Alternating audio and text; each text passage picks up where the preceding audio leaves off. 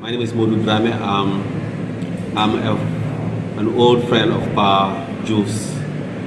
We were classmates in the early to mid 80s to the early 90s. Classmates at primary school and classmates at high school. We lived in the same neighborhood. We used to play a lot together, both at my home and his home. Played a lot of football together, fought a lot together when we were kids. In fact, there's a scar here. It was caused by Pa when we were once fighting. And he's close to my family. Everyone in my family knows him. And as I said, we went to the same high school as well. We were mischievous when we were kids. I can remember once when we were at primary school together, the teacher caught us looking at a biological book and the page we were looking together at was had to do with the genitals of a woman, let's put it that way. All right. Pa has always been a decent man, although mischievous when he was young. His dad and mom sacrificed a lot to take him to a private school, which we attended together. Wait a second. Pa, close the door, please.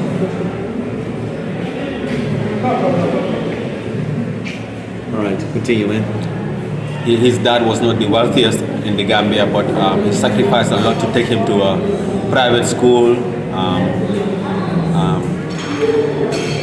I don't know if he's told you before, but there was one point in his life, all his family used to live in the same room, slept in the same bedroom together. But nonetheless, his dad sacrificed a lot to take him to the best school in Gambia.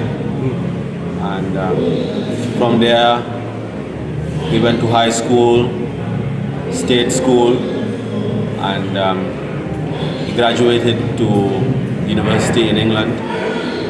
And there he hustled.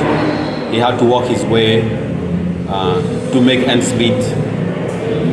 But he made it in the end. He's really, to a large extent, a self-made man. He's also a very rounded man, hardworking, family man, religious, caring. He has not forgotten where his roots are. He has not forgotten where he has come from. He's got a lovely wife, first-class wife, one of the best women I have ever met.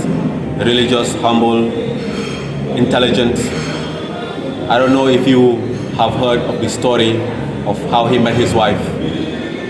Pa came on holidays from England about 8 years ago, and he came to visit me at my home.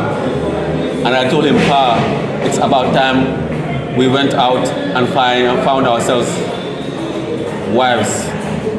So I had this girl in mind, a colleague of mine, a lawyer, but she was at a party. So I told Pa, let's go to the party. This girl is there. And we went to the party, and Pa met his present wife now, met his wife. They had known each other a long time ago when they were kids, but they hadn't seen each other for over 10 years. But as soon as he met Ancha, that was it. He made up his mind. He didn't even meet the girl I had intended to introduce him to. And within a few weeks, he made a surprise visit to Ancha in Ghana, where she was studying medicine. And within 6 weeks, they got married. And now, of course, they are happily married with 3 kids. And as they say, the rest is history. And what's the most important thing that you have learned from Pa? Hard work. Hard work. Yeah. He's also talented, but he's very hardworking. And he's humble, caring, generous, religious, And what's the biggest mistake where you learned of? What's the biggest mistake Pa made and you learned of?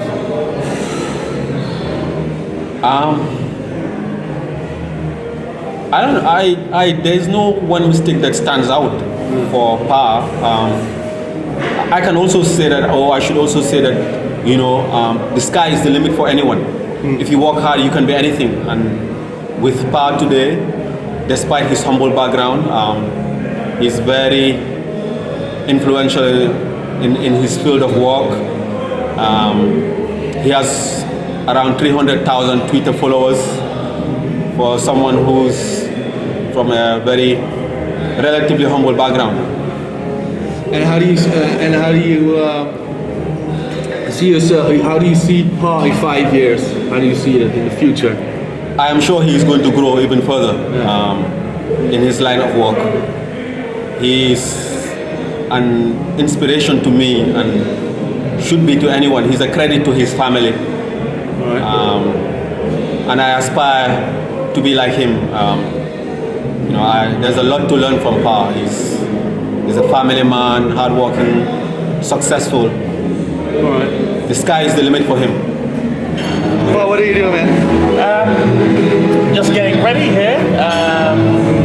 Tomorrow the event starts. As you can see, we're wide awake. And it's Igniting Purpose, baby, in Gambia.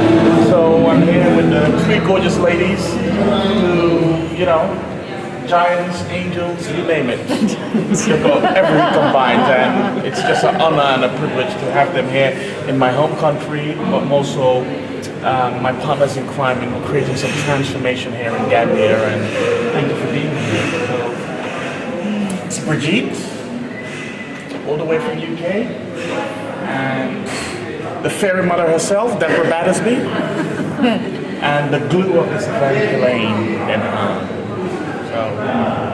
And your name was again? Ma, Pa? I'm a nobody, man. Hopefully after this event I'll be a somebody. Will be somewhere. All right, we've got some work to do now. Yeah.